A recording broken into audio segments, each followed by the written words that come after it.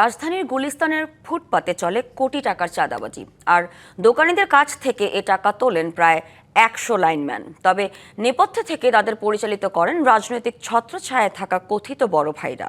ফুটপাত ও মূল সড়ক দখল করে দোকান বসাতে হলে এসব বড় ভাইদের খুশি করতে দোকান প্রতি এককালীন গুনতে হয় 20 থেকে 30 হাজার টাকা, আর দিনে দিতে হয় 150 থেকে 200 টাকা।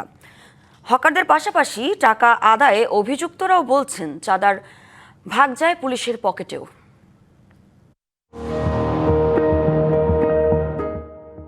এইসব ভাই কিছু বলতে পারবো না। বিএমপির ছায়াতলে থাকে বিএমপির আওয়ামী লীগের লোকেরাও টাকা খাইতেছে। রাজধানীর সবচেয়ে ব্যস্ত এলাকাগুলোর একটি গুলিস্তান। চুরি, ছিনতাই আর ডুপ্লিকেট পণ্যের জন্য আগে থেকেই পরিচিত এই এলাকা। তবে এখন সবকিছুকে ছাপিয়ে আলোচনায় সড়ক ও ফুটপাত দখল করে গড়ে ওঠা হকারদের কাছ থেকে চাঁদাবাজি সিন্ডিকেটের তথ্য। অভিযোগ রয়েছে প্রভাবশালী কিছু ব্যক্তি ও স্থানীয় চক্রের নিয়ন্ত্রণে চলছে এই বাণিজ্য। ফুটপাতের প্রতিটি দোকান থেকে নিয়মিত আদায় করা হচ্ছে চাঁদা। এখানে প্রশাসনের লোকেরা খাইতেছে, এখানে শুধু বিএমপি এর লোকেরা খাইতেছে না, এখানে আওয়ামী লীগের লোকেরা আছে। তবে ক্যামেরার সামনে কথা বলতে চান না এসব ব্যবসায়ীরা। বয় যদি না পাইতে সাহস হয় কইতে, তাহলে তো কইতে সব। অনুসন্ধানে বেরিয়ে এসেছে ইঞ্চি মেপে বরাদ্দ দেওয়া হচ্ছে হকারদের জায়গা।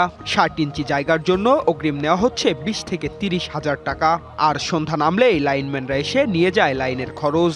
সরকারি কিন্তু আমি বলেছি, কিন্তু এর ভিতরে টাকা দিতে নেতা আছে, এলাকার ভিতরে কেনা পাচ্ছি 60টা কেনা বই টাকাটা।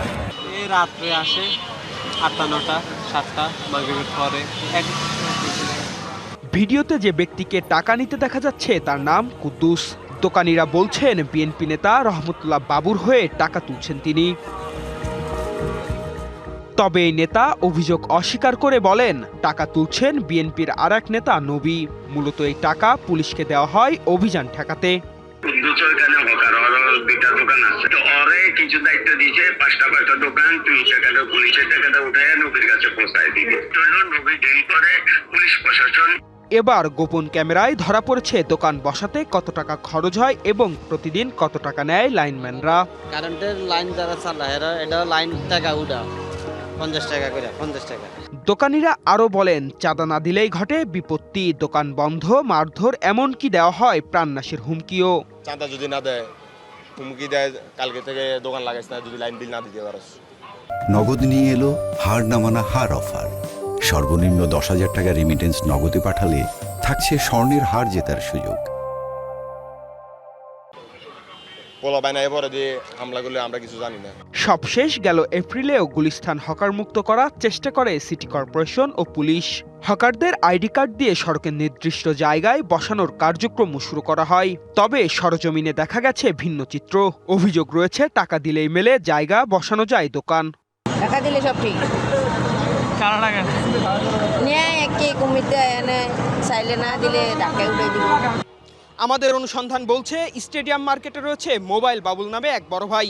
তাকে খুশি করতে পারলেই মিলবে স্টেডিয়াম মার্কেটে যে কোথাও ফুটপাতের দোকান। তাকে খুশি করার উদ্দেশ্যে পরিচয় গোপন রেখে যাব তার কাছে। স্টেডিয়াম মার্কেটে নজর রাখে ডিবিসির ক্যামেরা। কিছু সময় পরে এক হকারকে দোকান বসিয়ে দেওয়ার আশ্বাস দিতে দেখা যায় বাবুলকে। এবার সামনাসামনি কথা বলতে চায় বাবুলের সঙ্গে। দোকান নিতে চাওয়ার অভিনয়ে কথা এগিয়ে যায়। তিনি জানান স্টেডিয়াম সংলগ্ন যেখানেই চাওয়া হবে সেখানেই জায়গা ম্যানেজ করে দিতে পারবেন তিনি।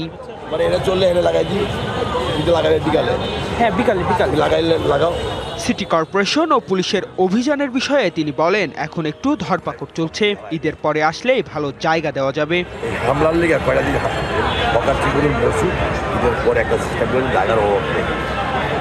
এ বিষয়ে ডিএনসিসির প্রশাসকের মুখোমুখি হলে প্রধানমন্ত্রীর নির্দেশে হকারদেরকে শৃঙ্খলার মধ্যে আনার চেষ্টার কথা জানান তিনি। উচ্ছেদ জিনিসটা আমরা চাই না, মাননীয় প্রধানমন্ত্রী অনেক মানবিক, ঠিক আছে, এদের জন্য শহরের বাসীর প্রবলেম হচ্ছে, তাহলে শহরবাসীর প্রবলেমও যাতে না হয়, আবার তাদেরও যাতে প্রোভাইড করা যায়, সেটার একটা পথ বের করা। সুশৃঙ্খল পদ্ধতি আপনারা বাস্তবায়ন করতে চলেছেন, সেটা যদি বাস্তবায়ন হয় তাহলে কি চাঁদাবাজির জিনিসটা থাকবে কিনা? চাঁদাবাজি বন্ধ করার জন্যই তো আমরা এটা করতেছি। এটা লিগ্যাল একটা ব্যবসা করার জন্য আপনাকে দিব, তখন আপনি আরেকজনের চাঁদা দিবেন কেন? আর যেহেতু অবৈধভাবে আছেন তাই আরও তখন তো সে আমার সাথে রেজিস্টার্ড হয়ে যাবে, যে কোনো কিছু আমি তার সম্পর্ক জানতে পারবো, সে আমার কাছে এসে বলতে পারবে। ফুটপথ থেকে চাঁদার ভাগ পুলিশ পায় এমন অভিযোগ মিথ্যা দাবি করে কেউ জড়িত থাকলে কঠোর ব্যবস্থা নেওয়ার কথা জানান ডিএমপি। না, এই বিষয়ে তো আমাদের জানা নাই, তো এই ধরনের কোনো অভিযোগ আমাদের কাছে আসেনি।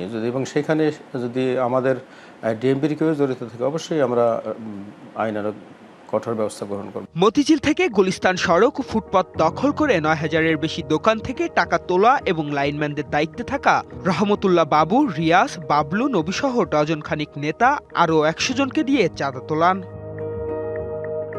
Partha Saha, DBC news, Dhaka.